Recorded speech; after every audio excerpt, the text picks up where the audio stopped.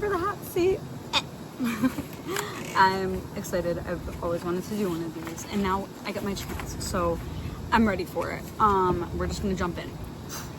First question. My best friend and my greatest sin, they're one and the same. It is my incessant urge to eat a sweet treat after pretty much every meal that I have. And it's usually ice cream that I'm like, I want it so bad. What? Nah, not really though, but honestly it's like ice cream and maybe like a chocolate truffle or something. And yes, obviously I love it, it's delicious, but sometimes I hate it too, and I'm like, why am I like this? Like why? But it's one of the joys of life, so I will never ever stop doing it, no matter what happens. So the first question is, your best friend greatest sin. That is a play on the chorus of our song Sin, which is being released June 13th on Archer Records. So it's coming soon. Keep an eye out for it. It'll be on Spotify and all those streaming platforms. My best friend would be my wife, Vanessa. We have 7 lovely children, and we've raised, a house full of laughter and love. So, we're proud of that. That's our, she's my best friend. And greatest sin would probably be my temper. Not sometimes I let it get the best of me. So that would be my greatest sin. Rolling. All right, my best friend and greatest sin. I like it. Double-edged question. So I would say I'm gonna go with a trait of mine. That is going to be my inability to know when to stop sometimes. I would say it's good from a work ethic standpoint, but it's also bad from a work ethic standpoint because you need to have a break every once in a while. But it could also be your best friend because you will find some diamonds in that rough if you keep on digging. So there's a little bit of pros and cons to that. But yeah, I'm gonna go ahead and say that. Okay, next question. Okay, the message that I hope people get from sin, I haven't really thought about this much. I think for me, it is a really energetic, like very aggressive song, and songs like that always like make me feel like it's okay to feel my big feelings, right? And like, kind of place them in like a context. So I guess the message would be like, you're not alone in whatever it is that you're feeling, and like, you gotta know when to say when about things. Like, some things might feel good, look good, taste good, but they're not good for you, and it's important to know like when to say enough. I choose me, not that thing that's hurting me. Hello?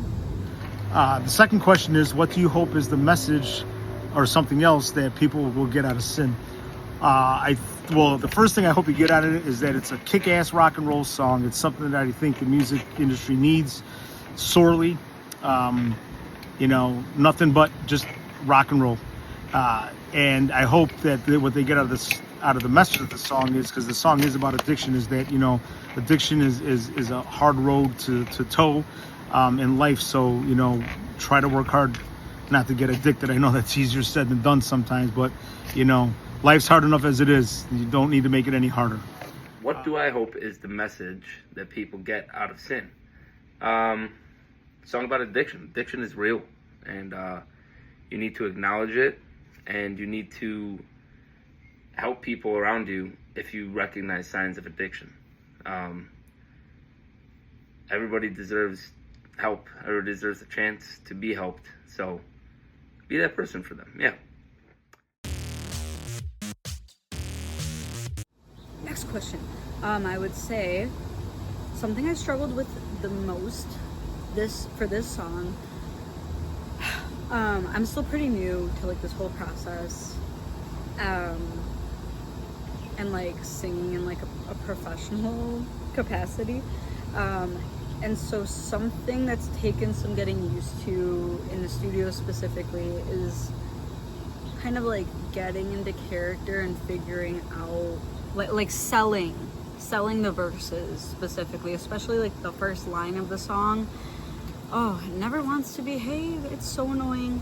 But yeah, kind of just like selling it. I don't know. It's easier for me to kind of lock in what I need to do for the choruses, for like the higher parts of the songs.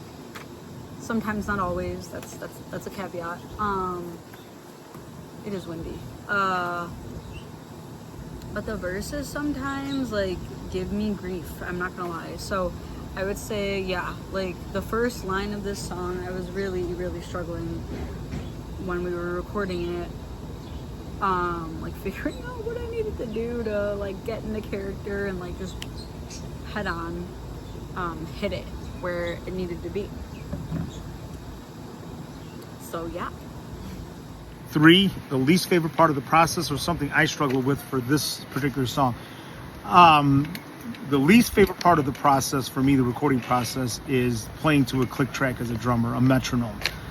For those of you that do not know what a metronome is, it is a beat, a pulse that's played in through the headphones while you're playing the song, and it keeps the drummer on time, so everybody else could play to that click when the drummer is complete with his parts. I can do it. I'm fine with it. I would rather not play to a click. I like the music to have an ebb and flow, and the click doesn't always allow that. But it is what it is.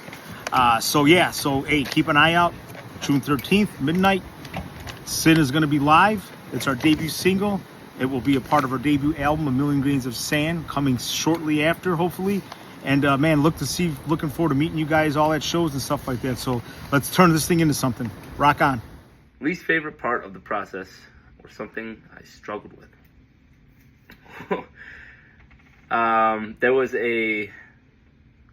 So I've had this song for probably 2 years, and there was probably a 6-month period where I could not come up with a guitar solo. And it was brutal because I was trying everything at the wall, playing the different backing tracks, playing anything, changing the chord progression that was going on in the background. Nothing was sticking. And then I finally found the right chord progression in the background and the right notes and the right melody to play the solo for. And I love it now. I'm so happy. I'm so proud of it. And it took me a while, but I got there. But yeah, KISS, keep it simple, stupid. So, yeah, there's that.